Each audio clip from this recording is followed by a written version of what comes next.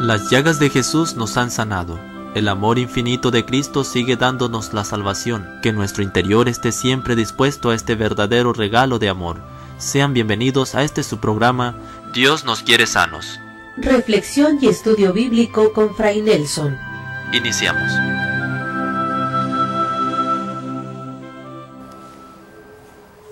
Dios te salve María, llena eres de gracia, el Señor es contigo.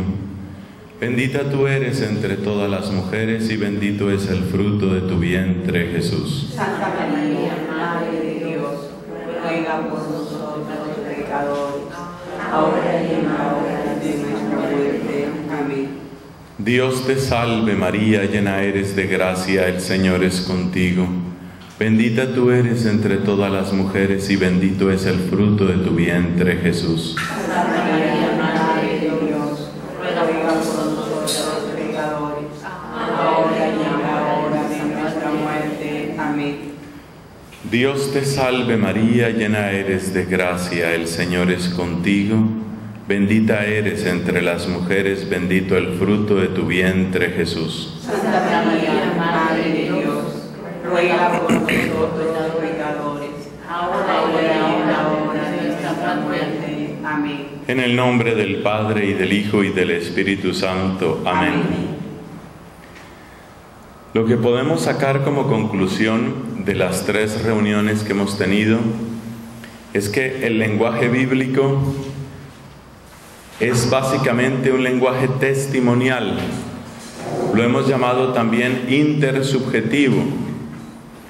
No tiene las pretensiones de objetividad del lenguaje científico, pero tampoco es simple literatura, ni mucho menos fantasía. Refleja hechos reales vistos desde una perspectiva singular, es decir, leídos desde el impacto que han causado en seres humanos reales. La ecuación básica es hechos reales más interpretación genuina igual testimonio. Lo que vamos a hacer ahora es desarrollar un poco las implicaciones o las consecuencias que tiene esta característica básica del lenguaje bíblico. Si el lenguaje bíblico es testimonial, ¿eso qué implicaciones tiene? Y encontramos básicamente 5 implicaciones. Los testimonios son sobre todo narraciones. Los testimonios hablan de la vida. Los testimonios piden una respuesta o esperan una reacción. Esas 3 características que están ahí agrupadas en la pizarra, esas 3 características son propias de todo testimonio. Pero además de eso, nos damos cuenta que la Biblia es una colección de libros, la Biblia es una biblioteca, y en esa colección, en esa secuencia hay un orden. Entonces añadimos otras 2 características que son las que están abajo. Se trata de un lenguaje que es progresivo, algo así como quien va de la noche hacia el día, y nos damos cuenta que es un lenguaje acumulativo, en donde unos mismos textos son leídos, son interpretados y se va añadiendo a lo que ya se tiene. Ese es el panorama general de la reflexión que vamos a tener en primer lugar hoy. Empecemos por las primeras 3 características que son propias de todo testimonio. Repito, las 2 de abajo son propias de la colección de testimonios que es la Biblia. Entonces, los testimonios son narración. La mejor manera, creo yo, de comprender la importancia de esta característica es hacer el contraste con otros modos de lenguaje. Por ejemplo, nosotros además de narraciones utilizamos descripciones, esquemas, teorías. También podríamos hablar de preguntas y respuestas. Es decir, catecismos. La Biblia en principio no es ninguna de esas cosas. En la Biblia la primacía no la va a tener ni la descripción, ni el esquema, ni la teoría, ni el catecismo. Esos no son, puede que haya algo de eso en la Biblia, pero esos otros modos de lenguaje son mucho menos presentes y algunos casi inexistentes dentro de la Escritura. Más bien lo que tenemos es ante todo narración. Lo interesante de una narración es que va hilando la vida y el tiempo, o mejor, es el elemento temporal el que tiene la primacía en una narración. Esto es interesante porque ese elemento temporal es también la característica principal de nosotros como seres vivos. Por eso es mucho más fácil recordar una narración que recordar una serie de hechos aislados. Podemos decir que la vida misma es narrativa, que la vida misma es narración. Cuando queremos saber algo sobre una persona, cuando queremos conocer una persona, lo que hacemos es escucharle sus historias. Y en la multiplicidad de sus historias encontramos la historia de esa persona. Las muchas historias se van hilando, se van trenzando en lo que es la historia de la persona. Y si lo pensamos bien, la historia de la persona es inseparable, indistinguible de la persona misma. Cada uno de nosotros es historia. Y cada día escribimos, por así decirlo, una página más en esa historia, la historia personal, lo que cada uno de nosotros es. Entonces, la Sagrada Escritura, con ese estilo narrativo, se acerca enormemente a la constitución misma, a la estructura misma, al ser mismo de la vida, lo que nosotros somos. Nosotros somos historia, y la narración viene a presentarse como una historia que nos acompaña. Si el lenguaje bíblico es narración, quiere decir que el Dios que se muestra en la Biblia es el Dios que acompaña a su pueblo, es el Dios que camina con su pueblo, es el Dios que hace recorrido, historia con su pueblo. De hecho, encontramos en el libro del Deuteronomio aquella expresión: el Señor te ha acompañado como un hombre acompaña a su hijo. El Dios que nos acompaña, puede decirse que el nombre de Dios desde el principio en la Biblia es Emmanuel, es el Dios con nosotros, es el Dios que nos acompaña, es el Dios que está a nuestro lado. El hecho de que la Biblia sea narración también está indicando un modo particular de conocimiento. Yo no conozco a las personas como conozco los objetos. La manera de conocer un objeto es básicamente ponerlo al frente. Lo tengo frente a mí. Me posesiono del objeto, me adueño del objeto, interactúo con él. Y en esa posesión y en esa interacción con el objeto, por decirlo de alguna manera, le obligo a que me cuente su ser, a que me cuente sus secretos, a que me diga qué es. Pero yo no obro así con una persona. Y pienso que precisamente la experiencia de vida religiosa que compartimos los que estamos aquí muestra eso. Uno cómo llega a conocer, por ejemplo, a los hermanos, al caminar con ellos, al ver cómo reaccionan, al ver las preguntas que tienen, al ver los dolores que pasan, al escucharles sus alegrías, los voy conociendo. Ese es el tipo de conocimiento que nosotros tenemos de Dios.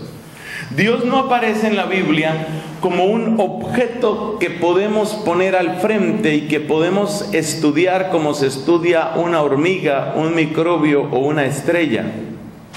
El Dios que camina con nosotros se deja conocer en la medida en que el camino nos va mostrando quién es ese que está con nosotros. En la vocación de Moisés, sabemos que Moisés le hace esta pregunta a Yahvé. Si yo voy donde los israelitas y me dicen quién es ese Dios, ¿yo qué les voy a decir? Se suele traducir de la siguiente manera la respuesta de Dios: yo soy el que soy. Esa es la traducción que se suele dar. Pero resulta que, por la estructura que tiene la lengua hebrea, se puede perfectamente interpretar también: yo soy el que seré. Lo que yo soy se verá. Esa es una traducción posible de ese pasaje en el capítulo 3 del Éxodo. Me parece una traducción muy interesante. Lo que yo soy se verá, aparecerá. Lo que yo soy seré, o yo seré lo que soy. No estoy jugando simplemente con las palabras.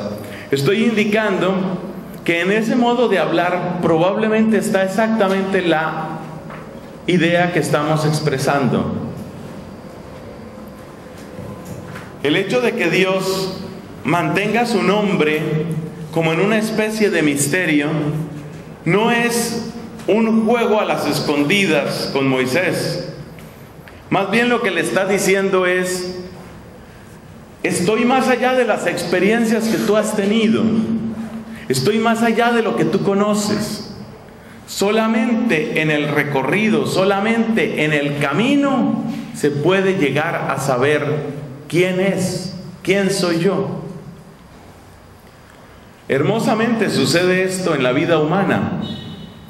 El tipo de conocimiento que tiene, por ejemplo, el esposo de su esposa, después de años de compartir dificultades, enfermedades, alegrías, esperanzas, después de todos esos años, él puede sentir que ahora conoce quién es esa mujer con la que un día se casó, porque la ha conocido en el camino.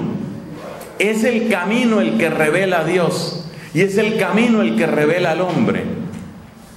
Por eso también Dios, para que el pueblo se conozca y para que el pueblo lo conozca a Él, ¿qué hace? Lo pone a caminar. El desierto es la gran pedagogía de Dios. Dios pone a caminar a su pueblo en el desierto, y en ese caminar por el desierto el pueblo se conoce, y el pueblo conoce quién es Dios. Todo eso es lo que significa que el lenguaje es narrativo. Entonces la palabra de Dios no es una palabra destinada a explicar, sino destinada a acompañar.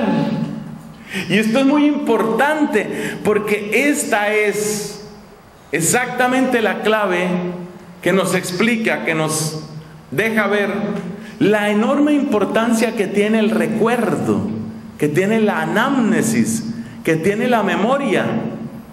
Que surjan y lo cuenten a sus hijos, a la generación venidera. Se conoce a Dios recordando sus obras, narrando sus maravillas, manteniendo memoria viva del camino que ha hecho con nosotros. Venid, hijos, escuchadme, os instruiré en el temor del Señor. El padre cuenta al hijo, y el hijo le cuenta a su propio hijo, y el hijo al hijo, y en esa narración que se va transmitiendo, el contenido son las maravillas que ha hecho Dios. Obsérvese la lógica del lenguaje o la estructura del lenguaje tan diferente con el caso, por ejemplo, de la ciencia. El científico, dentro de su propio campo, el científico en cuanto científico, tiene la aspiración de llegar a la fórmula perfecta, la fórmula que atrapa el ser. El agua es H2O. Está la clave, esto es el agua. Ahora sé lo que es el agua. Ese es el modo de conocimiento científico. Es un modo esencialmente visual, es un modo que podemos llamar montado sobre la vista, sobre el órgano de la vista. La vista, el ver, es el gran paradigma del conocimiento científico. Cuando veo algo, lo identifico, lo conozco, sé lo que es, ahora ya entendí, está atrapado, está asimilado. Pero esa metáfora del conocer como simple ver es una metáfora insuficiente y de hecho engañosa. Ese hombre enamorado de aquella niña, ese hombre enamorado de esa joven con la que se casa, la ha visto, pero solo viéndola no puede saber lo que es ella. Es en el camino. Cuando años después, ese hombre, por ejemplo, tiene una grave enfermedad, está casi paralítico, y durante meses la esposa tiene que luchar por sostener el hogar y por conseguir las medicinas que él necesita hasta que él se restablezca.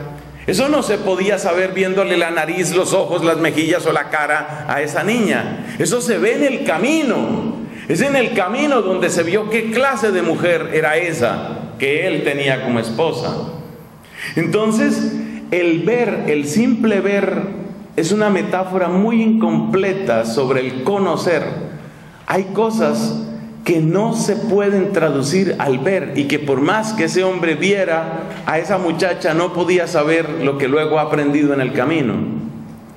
Por eso la Biblia tiene tanta parsimonia en utilizar el verbo ver. El verbo preferido en la Biblia es más bien escuchar. Escucha. Porque el ver, fíjate que el ver quita la sensación del tiempo. El ver es sincrónico. El ver es todo al tiempo. Veo el rostro y ya. Muéstrame tu rostro y eso me basta, dice Moisés. Pero Dios le dice, no, esto no es de ver rostros. Esto es de seguir caminando. Lo que vas a ver de mí es, vas a ver mi movimiento. ¿Te acuerdas de ese pasaje en el Sinaí? Moisés le suplica, déjame ver tu rostro, eso me basta. Y Dios le dice, no puedes verme y seguir viviendo. Porque efectivamente el ver a Dios es tal plenitud que detiene el curso mismo de la vida. Está más allá de lo que se puede alcanzar en esta vida. Entonces, ¿qué es lo que hace Dios? Dios se pone en movimiento. Después de que yo haya pasado, quitaré la mano y tú podrás ver mis espaldas. Es decir, si lo que quieres es ver, pues entonces mira mis espaldas, mira el recuerdo, mira el pasado, mira el movimiento. Si tú quieres ver a Dios, si tú quieres conocer a Dios, mira el movimiento, mira lo que ha hecho, mira cómo te ha acompañado. El verbo preferido de la Biblia es escucha. Escucha, Israel. Es la escucha, es la memoria, es el escuchar, es el meditar, es el masticar, es el rumiar la palabra. ¿Qué lejos estamos nosotros de este mundo bíblico? Me pongo yo a pensar. ¿Qué lejos? Para acercarnos a este mundo bíblico, lo primero que tendríamos que hacer es revitalizar la memoria. Hace años yo estuve ayudando en el noviciado nuestro allá en Colombia. Yo era socio del maestro de novicios. Yo pienso que si ahora a mí me encargaran alguna labor de formación, especialmente en las primeras etapas, lo que ustedes llaman postulantado, noviciado, pero antes del postulantado está el aspirantado, y ya les expliqué qué es lo que viene antes del aspirantado, ¿no? Antes del aspirantado viene el suspirantado. Entonces, si a mí me encargaran una labor de formación con gente así, gente menuda, gente pequeña, lo primero que yo buscaría es la sanación y la santificación de la memoria. Lo primero es eso. Lo primero es escuchar y recitar, no por cumplir una tarea o un examen, sino por ser habitados por Dios. La única manera de ser habitado por la palabra es recordar la palabra.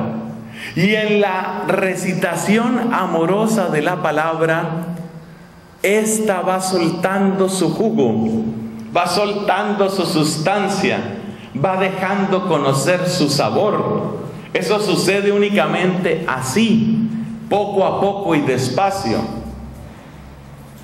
La recitación de la palabra divina hay que interpretarla en clave de puro amor. Imagínate un estudiante que está en tierras muy lejanas. La mamá no es persona de muchos correos electrónicos ni de mucho internet. La mamá todavía está en el estilo clásico. La mamá le escribe de su puño y letra una carta a ese hijo que está tan lejos. Y esa carta, después de las demoras del correo, finalmente llega a manos de ese hijo. ¿Cuántas veces lee el hijo la carta? Muchas. Y ya sabe lo que dice. ¿Pero por qué la vuelve a leer? Porque leyéndola en la secuencia, en la narración, vuelve a encontrar el corazón de la madre. Esa es la actitud con la Biblia. La Biblia hay que leerla como carta de amor. Y lo peor que le puede decir uno, casi el peor insulto que uno le puede decir a la Biblia, insulto que no es sacrilegio, pero sí es insulto, es: yo ya conozco, yo ya sé. Imagínate que yo visito a ese muchacho que está estudiando en lejanas tierras. Nos sentamos en su sala de recibo, allá donde él se encuentra, y tiene a un lado en una biblioteca la carta que le envió la mamá. Y entonces yo reconozco la carta y le digo: veo que te ha escrito tu madre. ¿Qué te dice? Le digo yo mientras acerco la carta. Y él me responde: no es necesario, ya sé lo que dice. Yo sentiría un desprecio terrible. Por supuesto que ya sé lo que dice, pero a la vez necesito siempre escucharlo. Ese es el lenguaje de los seres humanos. El lenguaje del disco duro, el lenguaje del computador, el lenguaje de la ciencia es: ya tengo esa información, ya no necesito esa información. Ese es el lenguaje del disco duro. Pero el lenguaje del corazón, el lenguaje de la vida humana, el lenguaje de los seres humanos reales es: vuélveme a contar cuánto me quieres, vuélveme a decir que te hago falta. Ese es el ser humano. ¿Cuándo se ha visto un papá que le dé un abrazo a su hijita, por ejemplo a los 3 años, y le diga: bueno, ya le quedó claro que la quiero, no pida más abrazos? El papá abraza a la hija a los 3, a los 4, a los 5, a los 10, a los 20, a los 35, a los 40, y ya casi no le dan los brazos al papá para abrazar a la hijita, porque la hijita se puso robustica, y sin embargo el papá sigue abrazando a la hija. Ese gesto repetido, esa palabra que se vuelve a oír: te quiero mucho, te quiero, te quiero. ¿Por qué lo repite? ¿Qué es la repetidera? Porque únicamente en la repetición, a lo largo del camino, yo llego a conocer cuál es el amor que me tiene mi papá. Entonces, cuando decimos que la Biblia es narración, estamos diciendo todo eso. Que la Biblia es palabra que acompaña el camino. Y la mejor manera de que la Biblia acompañe mi camino es santificando la memoria. Ejercicio muy útil, extremadamente útil para las aspirantes, postulantes, novicias, estudiantes y, si las hay, también las suspirantes. Ejercicio muy sano es el siguiente: en tiempos que tengan por ahí, apréndanse salmos, cánticos, apréndanlos de memoria. Yo lo he practicado y lo he enseñado a otros a practicar, y cada vez veo que es algo saludable, algo bendito. Cuantos más textos tenga usted en su memoria, pero no como la tarea que se aprende uno para el colegio, sino como la carta de la mamita, que de tanto leerla ese muchacho ya se la sabe de memoria. Querido hijo, hace tanto tiempo quería escribirte, pero ya sabes cómo son las cosas en esta casa, siempre hay algo que hacer. Así empezaba la carta. Y él ya se la sabe de memoria, pero vuelve y la lee. Y vuelve a mirar esos trazos de la tinta en el papel y se imagina la mano ya arrugadita de la mamá tomándose el tiempo. Y ve que hay unas letras donde esa tinta queda así como mal escrita, y ve que ya le está fallando el pulso a la mamá. Y de vez en cuando siente que vienen lágrimas a sus ojos porque se conmueve de pensar que ya está viejita la mamita. Ese es el ser humano. Eso es ser humano. No es lo mismo releer que leer. Y la Biblia solo suelta su jugo en la relectura, en el releer, en el volver a leer, en el saborear. Esa es la espiritualidad de la lección. El propósito de la lección no es leer, es releer. El verdadero propósito de la lección, por lo menos en su sentido original en los padres de la iglesia, es ese exactamente.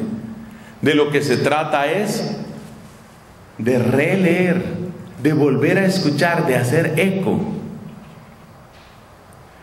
Se puede decir también de esta manera: el propósito principal de la lección no es informarse, sino formarse. Por ejemplo, cuando veo el diario, cuando veo el periódico, lo que quiero es informarme que pasó esto otro, ya está, quedé informado, ya sé qué es lo que ha pasado, está hecho. Es muy distinto el lenguaje que aparece aquí, muy distinto, porque de lo que se trata aquí es de ser formados por la palabra. Entonces la Biblia es narración, sobre todo narración. Tiene descripciones también, tal vez tiene algunos esquemas, se puede decir más o menos. Algunas teorías quizás sí, bosquejos de teorías. Pero la Biblia sobre todo narración, ante todo narración, eso es lo que es. Y como narración acompaña la vida misma del ser humano. Segundo, ya de aquí en adelante la una va saliendo como de la otra. La Biblia es lenguaje existencial. Quiere decir que cuenta qué ha sucedido en una vida humana.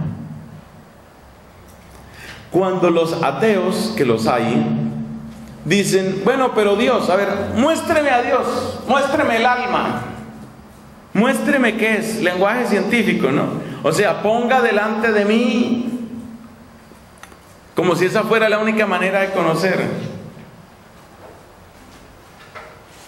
El lenguaje bíblico, que es lenguaje testimonial, es lenguaje existencial. Entonces yo no conozco a Dios directamente. Ojo con esto.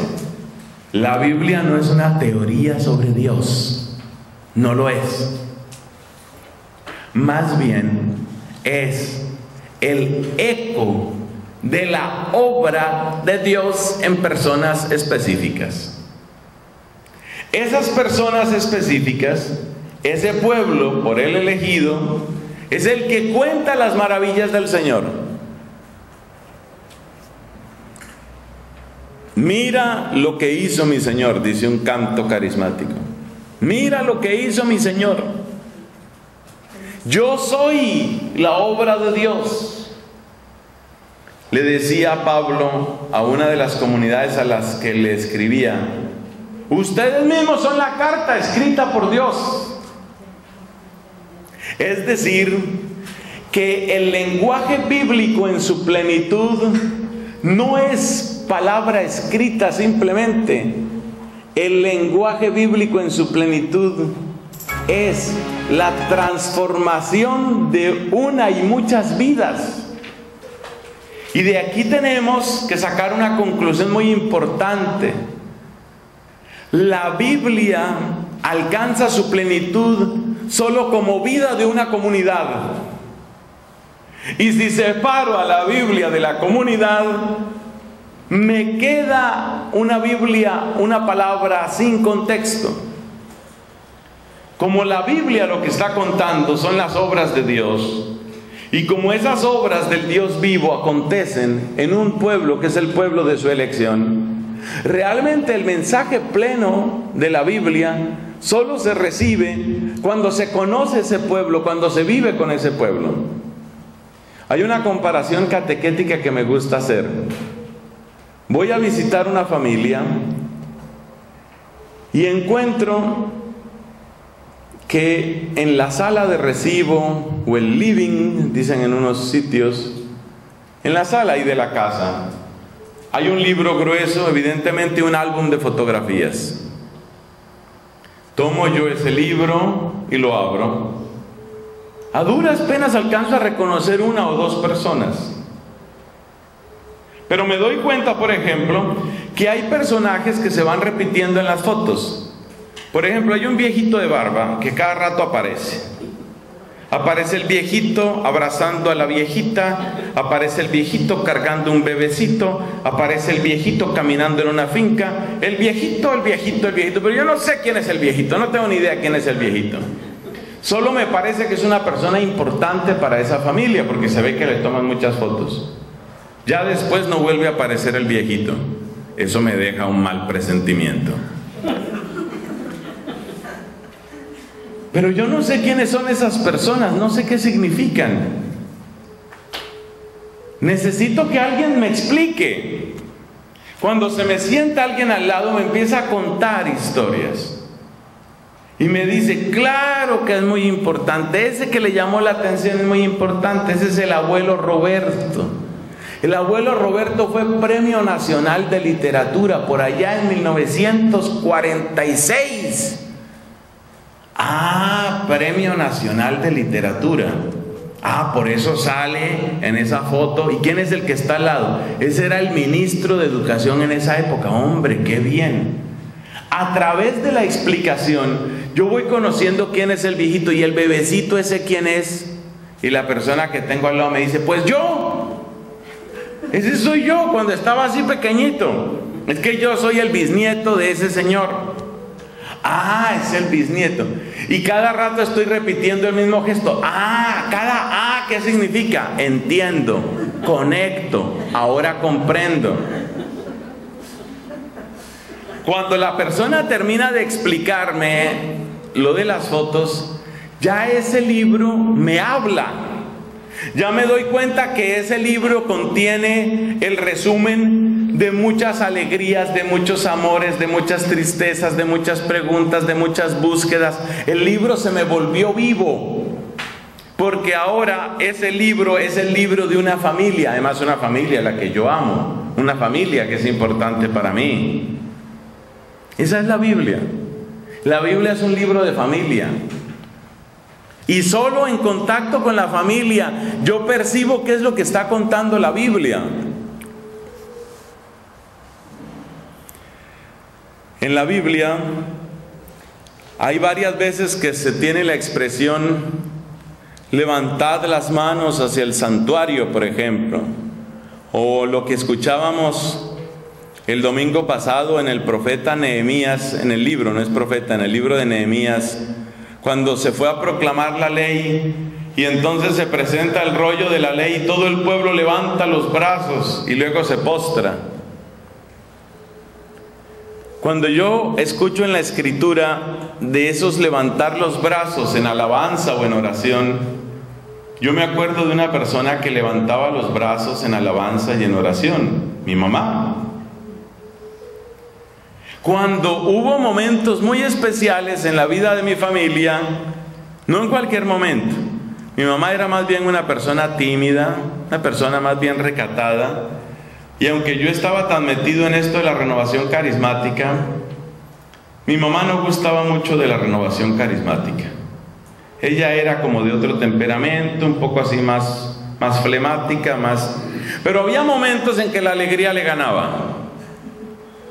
Entonces, por ejemplo, cuando después de muchos años de esfuerzo, con el modesto sueldo de mi padre se pudo terminar de pagar la casa donde todos nosotros vivíamos, cuando llega esa notificación que básicamente lo que dice es: ahora la casa es suya, pues la alegría le ganó a mi mamá. Manos al cielo, se postra esa mujer, manos al cielo, bendito sea Dios, dice ella. ¿Por qué cuento esta historia de familia? Porque lo mismo que yo leo en la Biblia, lo veo en la vida. Porque yo he visto que la Biblia habla de gente que levanta manos en alabanza, y yo vi a mi mamá tan gozosa que las manos se le levantaron solas. Entonces la Biblia solo se entiende cuando es vida de un pueblo, cuando uno la ve viva. Ahí es donde se entiende, ahí es donde uno se da cuenta de lo que está sucediendo. Y por eso debemos considerar siempre a la Biblia como palabra que habla de una vida y de muchas vidas transformadas. Ahí es donde yo defiendo a mis queridos carismáticos. Por ejemplo, ayer me pareció tan lindo como sonaban los cantos en la Eucaristía. Teníamos una guitarra, teníamos un tambor, pero no sé si ese tambor tiene otro nombre o solo lo llaman tambor. Bombo. Teníamos una guitarra, teníamos un bombo y teníamos una pandereta, decimos en mi país. Entonces, hay gente que no le gusta. ¿Qué hace una pandereta en la iglesia? ¿Por qué panderetas en la iglesia? No, en la iglesia debería haber solamente órgano tubular. Yo respeto todas las opiniones, entiendo perfectamente lo que se dice, pero ¿sabe una cosa? Cuando yo miro, por ejemplo, la hermanita que estaba tocando la pandereta, la otra con el bombo, la otra con la guitarra, los demás cantando, yo me sentía como en los salmos. Es que los salmos hablan de eso. Alabad al Señor con címbalos de gozo, con tamborines, con panderetas. Esas cosas que tienen que quedar en el pasado, tienen que quedar solamente como si fueran fósiles. Yo creo más bien en un Dios vivo, y yo creo que sin que nosotros tengamos que repetir servilmente todo lo que se aparezca en la Biblia, yo creo que el tener esas experiencias, por ejemplo esas experiencias de hacer sonar una pandereta en alabanza al Señor, o esa experiencia de ponerle ritmo a una alabanza, eso es parte de nuestra familia. Somos de la familia, es nuestra familia. Otro dirá: no, Señor, lo están traicionando sus genes africanos. Sus genes africanos le reclaman tambor. Está bien, puede ser que sí. Pero lo que quiero decir con esto es que el lenguaje existencial de la Biblia nos está contando de una vida. Y por eso solo la Biblia se comprende cuando coincide con la vida. Si la Biblia me dice que Jesús cambia las vidas, yo solo entiendo la Biblia cuando veo vidas cambiadas. Si la Biblia me dice que Jesús sana y que existen los milagros, yo solo termino de entender que eso es verdad cuando veo milagros en mi vida, como los he visto. Como los he visto. Entonces yo sé de gente que se cura con una oración. Yo lo he visto. Entonces para mí la Biblia tiene una fuerza increíble, porque para mí no es un fósil, no es un recuerdo simplemente, es la vida de mi casa, es la vida de mi familia, y ya no me refiero por supuesto solo a mi familia de sangre. Entonces la Biblia solo se entiende dentro de una comunidad que se alimenta de esa palabra y que la practica y que la celebra y que se goza en ella. Y por eso la plenitud de la comprensión bíblica solo se da en la maravillosa confluencia de un pasado que narra maravillas y de un presente que cuenta providencias. Entre las maravillas del pasado, las providencias del presente y las esperanzas del futuro, nosotros seguimos navegando por las aguas de la gracia. Esa es la Biblia, eso es leer la Biblia. Según eso, pues ahí entiendes lo que usualmente se llama tradición. La Constitución Dei Verbum nos dice que hay un trípode: Biblia, tradición y magisterio. Uno se da cuenta que es perfectamente natural y se da cuenta del error tan grave, el espantoso error, la herejía terrible en la que cayó Martín Lutero, con esa historia de que sola escritura, la sola Biblia. No tienes ni idea. Pobre Lutero, llevado por su arrogancia y por supuesto impactado también por los pecados de la iglesia de ese tiempo. ¿Qué vamos a hacer? Que eso también es verdad. Pero pobre Lutero, qué pobreza de comprensión de lo que es la escritura, qué pobreza. No, la escritura es existencia y solo se entiende en la vida de un pueblo. Si ese pueblo es pecador, pues hay que luchar para sacar el pecado del pueblo, no luchar por sacar el pueblo de la Biblia.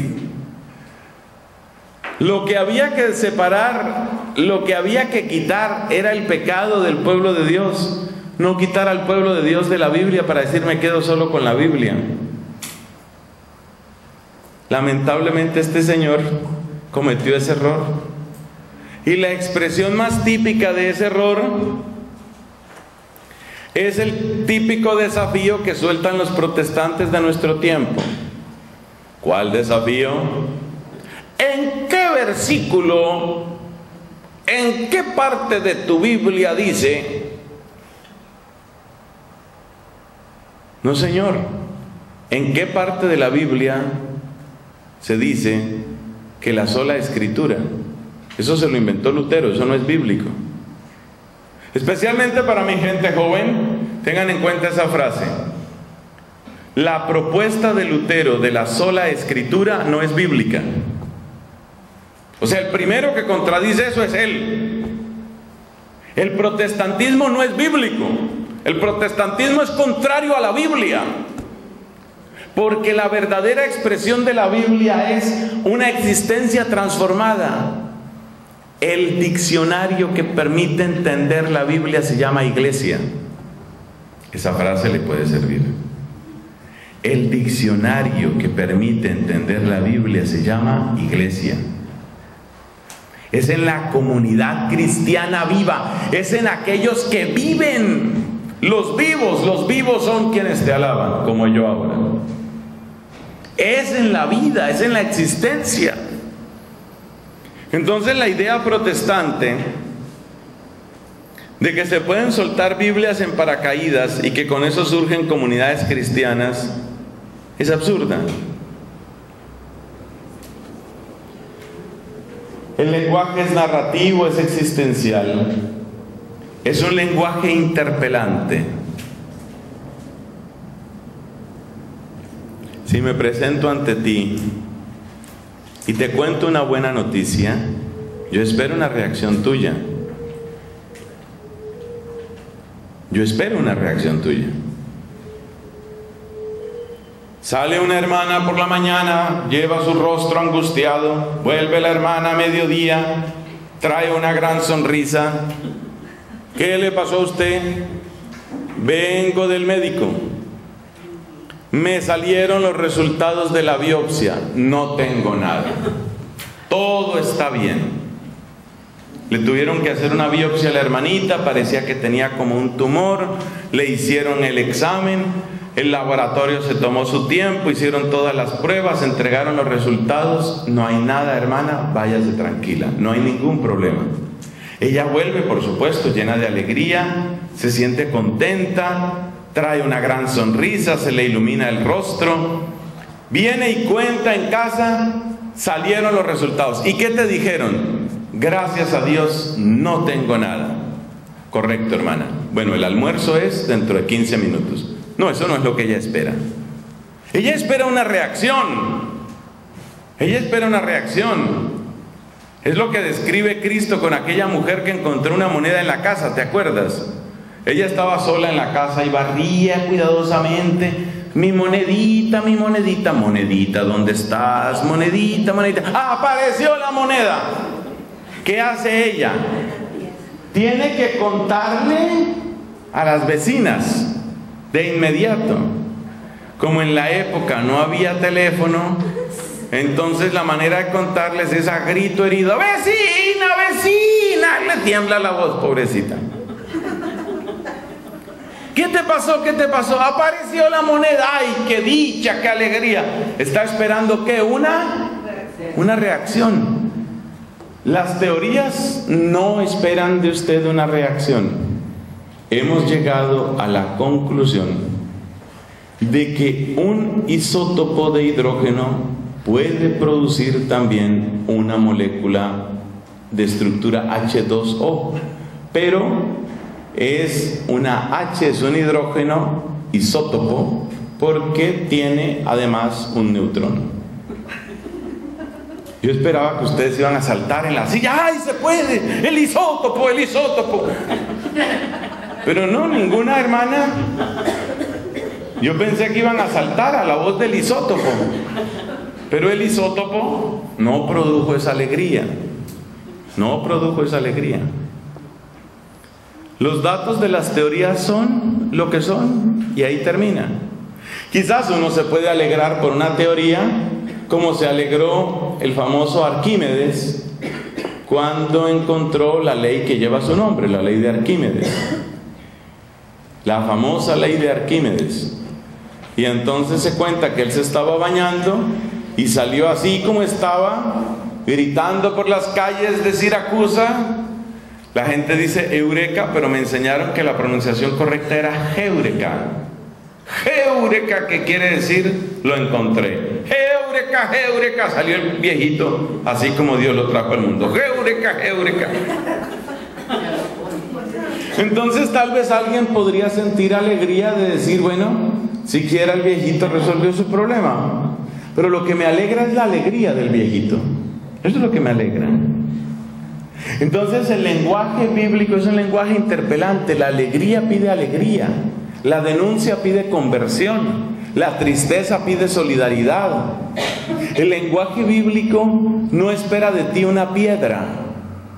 Ojalá escuchéis hoy su voz, no endurezcáis vuestro corazón como el día de Masá en el desierto. Lo que la palabra espera de nosotros es una reacción. Lo que la palabra quiere de nosotros es que nosotros acojamos esa palabra, que nosotros la recibamos. Y por eso hay que pedirle a Dios, sobre todo hay que pedirlo para las novicias, para las postulantes, para las aspirantes y para las suspirantes cuando las haya. Hay que pedirle a Dios que reaccionen con la palabra, que sean sensibles, que seamos sensibles a la palabra. Porque es que hay muchas maneras de endurecer el corazón. Muchas maneras. Hay veces que uno endurece el corazón porque está feliz en el pecado. No quiere que le cambien el camino ni el caminar. Así como estoy bien. Eso endurece el corazón. Pero hay otras maneras de endurecer el corazón. Por ejemplo, cuando los discípulos, dice la Biblia, no entendían y les daba ¿qué? Les daba miedo preguntar. El miedo los mantuvo en la ignorancia. Entonces, qué importante en la formación de una dominica, pienso yo sobre todo, qué importante vencer esas timideces. Queridas hermanas todas, pero especialmente las más jóvenes, procura entender lo que lees, procura entender lo que se te dice, y si no entiendes, con respeto y buena manera, pregunta, por favor, pregunta. La pregunta, ¿sabes lo que es la pregunta, hermanita? La pregunta es como cuando el arado rasga la tierra, abre la tierra. Eso es lo que permite que la semilla entre donde tiene que entrar. La pregunta es la manera como tú abres tu corazón, abres tu mente para que la semilla llegue donde tiene que llegar. Entonces pregunta. Hubo momentos en que los discípulos en privado sí le preguntaban a Jesús. La verdad es que el tema del que ellos no querían oír era el tema de la cruz. Ese tema sí, de eso no querían saber ni poquito. Pero en otras cosas sí preguntaban: oye, explícanos la parábola del hijo pródigo, explícanos la parábola del sembrador. ¿Eso qué quiere decir? Pregunta. A veces se tiene la idea de que la mejor religiosa es la que yo llamo religiosa tipo esfinge.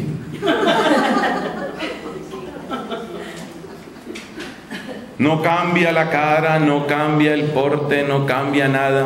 Además tiene la característica de que no suda.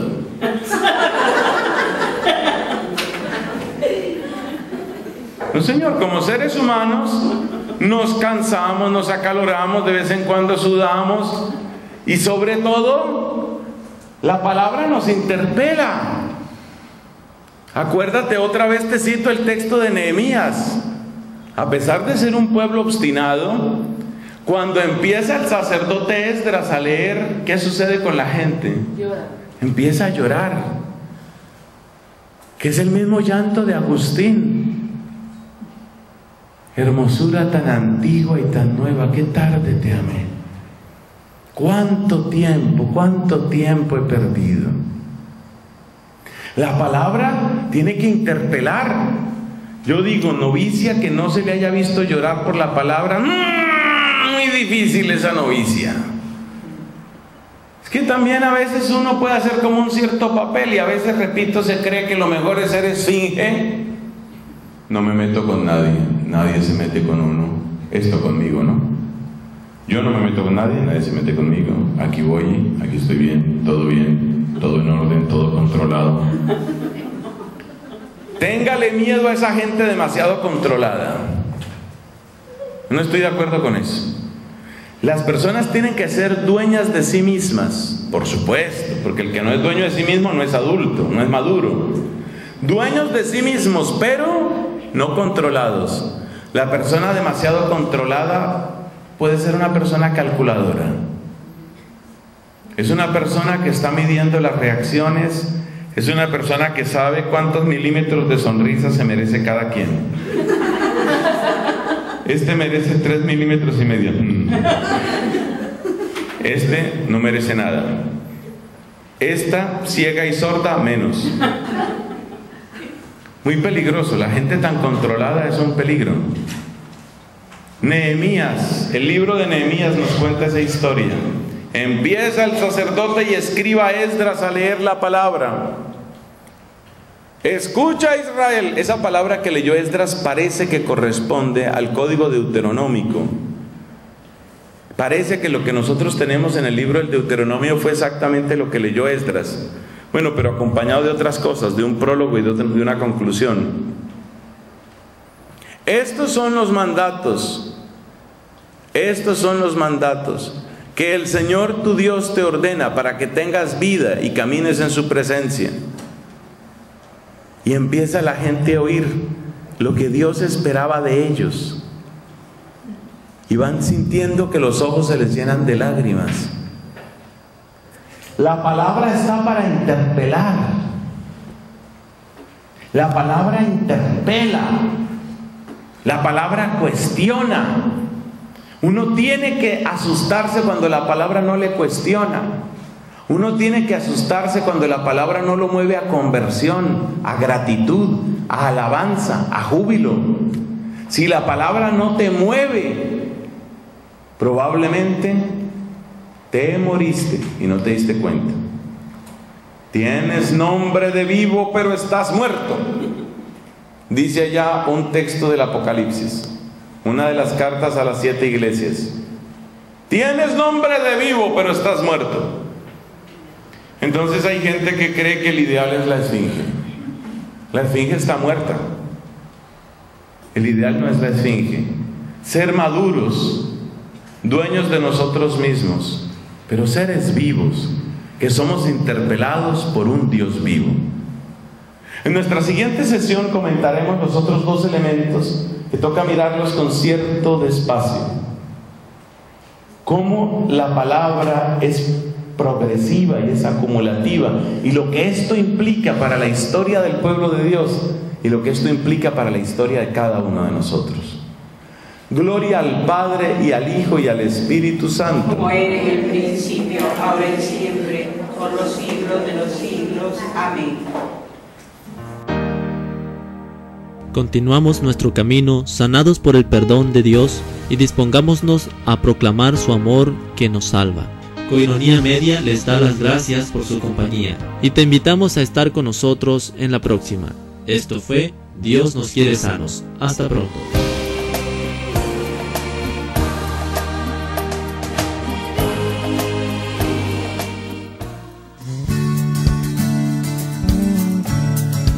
Coinonía Radio, levantando la voz para evangelizar.